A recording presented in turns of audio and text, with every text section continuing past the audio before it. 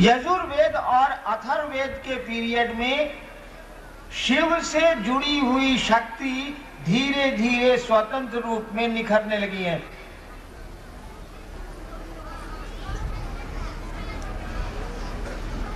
और शक्ति का स्वतंत्र रूप होता चला गया है, वह भी इंडिपेंडेंट अपना पावर रखने लगी हैं। ऐसे इतिहास बढ़ रहा है। ऋग्वेद में एक देवी का नाम आया है, यजुर्वेद में उसी देवी को कहा गया है, और शिव से जुड़ी एक देवी का नाम आया। यजुर्वेद में फिर एक देवी का नाम आता है, कहा जाता है कि ये शिव की भगिनी है, बहन है। फिर बाद में उनको उनकी पत्नी मान लिया गया है। लेकिन ये शक्ति का जो स्वरूप है स्वतंत्र रूप से निखर रहा है। शिव से ही इनको जुड़ा हुआ माना गया है, लेकिन धीरे धीरे जैसे जैसे समय बीत रहा है, प्राचीन भारत से हम लोग अर्वाचीन भारत की ओर चले आ रहे हैं, इधर चले आ रहे हैं, तो देखते हैं कि शक्ति का स्वरूप स्वतंत्र रूप से निखरता चला जा रहा है। उनकी स्वतंत्र पूजा की परंपरा शुरू हो गई है।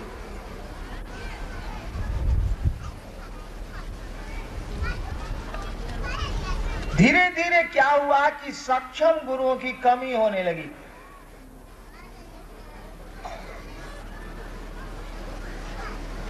तो भक्ति धारा जो चली थी सिंधु घाटी सभ्यता से, जिसको आगमिक धारा के रूप में जाना जाने लगा, वेदों के कर्म कांड से प्यार में कर्म कांड आ गया, औपचारिकताएं प्रवेश कर गई।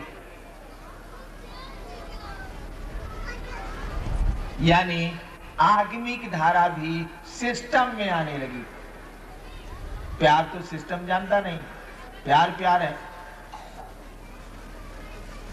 स्वतः शिव के प्रति लोगों के प्यार की स्थिति कम होने लगी, तो प्यार पैदा करने का तरीका ढूंढा जाने लगा। प्यार पैदा करने का बहुत सुंदर तरीका इस देश में भी एक है। एक हमारे गुरु भाई ने कहा कि प्यार तो पैदा हो जाता है, किया नहीं जाता। बात बिल्कुल सही है। हमारे देश में प्यार पैदा करने का एक बड़ा ही सुंदर तरीका है, बड़ा ही सुंदर प्रचलन है। हमारे यहाँ की शादियां, लड़का लड़की को नहीं जानता है,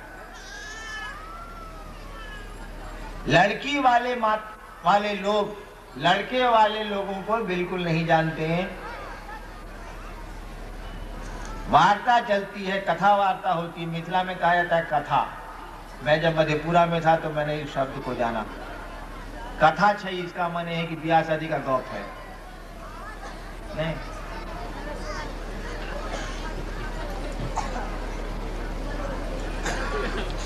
लड़की वाले लड़के वालों से बात करते हैं, शादी की तिथि तय होती है। लड़का लड़की के बारे में कुछ भी नहीं जानता है। लड़के की मनःस्थिति, लड़की की मनःस्थिति, दोनों का परिवेश भिन्न है। न लड़की लड़के को जानती है, न लड़का लड़के को जानता है। दोनों की स्थितियां और परिवेश भी भिन्न भिन्न है।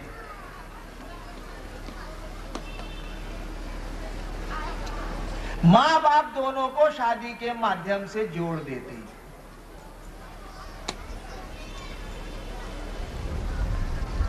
माँ बाप दोनों को शादी के विवाह के उत्सव में दोनों को जोड़ देते हैं, शादियां करा देते हैं। और शादियां इसी उद्देश्य से कराई जाती हैं कि दोनों में प्यार पनप जाएगा और जीवन की गाड़ी चलेगी। और चलती है। ढेर सारे भाई यहाँ बैठे हैं, उनको यह चिंता सता रही होगी कि हमार मेहरारू कैसन बिया, देखो हम 4 घंटा से जब बैठल बनी। या हमारी माँ बहनें सोचती होंगी कि पति ऑफिस गए हैं, अब लौट के आएंगे, खाना खाना है, अब चलना चाहिए। दोपहर का समय बीत रहा है। देखिए प्यार पनप गया, चिंता आपको सताने लगी, संवेदनाएं बढ़ने लगी, आप संवेदनशील होने लगे। शादी के माध्यम से प्यार पैदा कर दिया गया है और प्यार हो गया है। एक दिन तो लड़का लड़की को नहीं जानता था, लड़की लड़के को नहीं जानती थी, दोनों बिल्कुल एक दूसरे से अनजाने थे।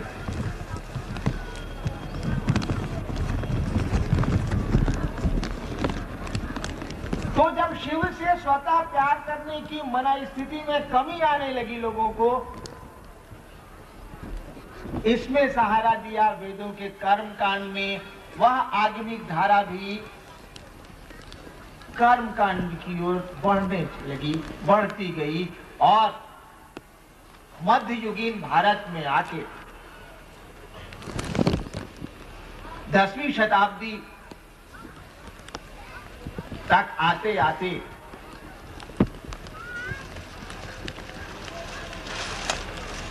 आगमिक धारा जो बाद में तंत्र के नाम से जानी गई, उसको भी मजबूर होना पड़ा वेदों का वर्चस्व स्वीकार करने को। कोई उपाय नहीं बच गया।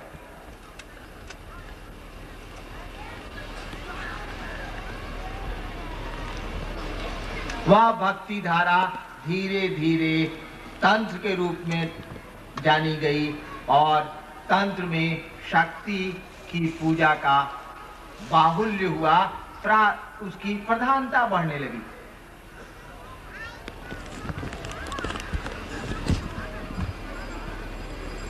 अब शक्ति को जगा के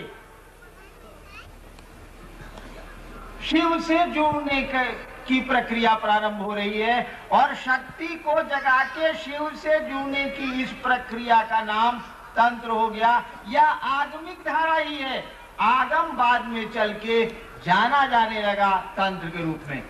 तीनों सभी चीजें एक ही हैं, भक्ति धारा, आगम और तंत्र एक ही जमीन पर पनपे हुए फूल हैं। ये अलग अलग चीजें नहीं है। ये तंत्र प्रोडक्ट है भक्ति धारा का, आगम प्रोडक्ट है भक्ति धारा का, यानी मूल में भक्ति धारा ही है। और इसका बहुत सुंदर प्रमाण, छोड़िए इतिहास को, क्या बोलता है इतिहास, इसका बहुत सुंदर प्रमाण आपको मिलेगा। आप भारतवर्ष के तांत्रिकों की जीवन गाथा को पढ़ लें।